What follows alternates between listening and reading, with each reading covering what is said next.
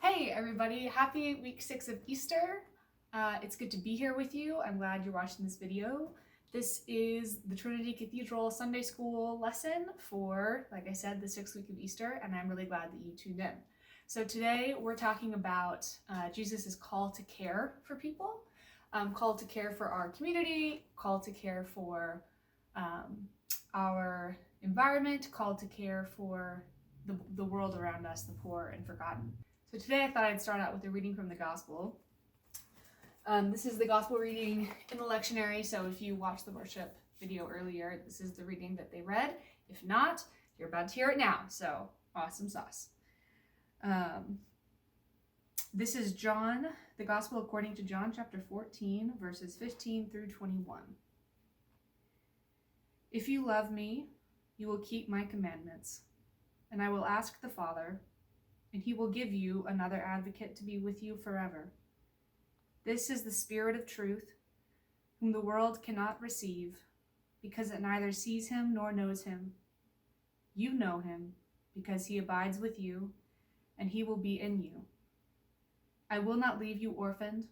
I am coming to you. In a little while the world will no longer see me, but you will see me. Because I live, you also will live. On that day you will know that I am in my Father, and you in me, and I in you. They who have my commandments and keep them are those who love me, and those who love me will be loved by my Father, and I will love them and reveal myself to them. So that's our reading for today. In this chapter, in this gospel reading, Jesus is telling his disciples about the Holy Spirit coming and being with them and guiding them and leading them and doing what Jesus is calling them to do.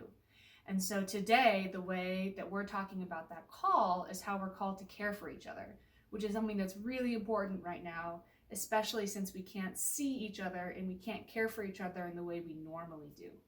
So when you think about caring for someone normally, at least for me, when I think about caring for someone, the first thing that comes to mind is giving someone a hug, or sitting with someone, or being close with them and visiting them when they're sad. We can't do any of that right now, which is a bummer, but we can do other things. And all of those things are still living into that call that Jesus gives us to care for each other, right? So just because it looks different doesn't mean it's not living into the same call. So today I'm going to focus on the call to care for our communities. So you think about your community, it could be your family, it could be your church, it could be your soccer team, it could be your school classmates, it could be your group of friends, it could be any number of groups of people that you feel a connection with already. So when Jesus talks about our love for each other and living into his call for us, part of that is caring for those people. We care for our families by maybe doing chores, by helping our parents with dinner, by cleaning up around the house. We care for our friends by listening to them when they have something they want to tell us, by Zoom calling them or hanging out with them, writing letters to them, and doing things that are safe, that provide that support to the community. Because that's really part of what it means to be Christian. We can't be Christian without being in community with people. So the people we love, the people we connect with, the people we care for in our community are the same people who support us in our call to care for the rest of the world. So for this week, what I challenge you to do at home is to think about the ways that you can care for your community. So brainstorm maybe a list of like 3 communities. So my 3 communities are my family, my church community, and my group of friends that I can't see anymore.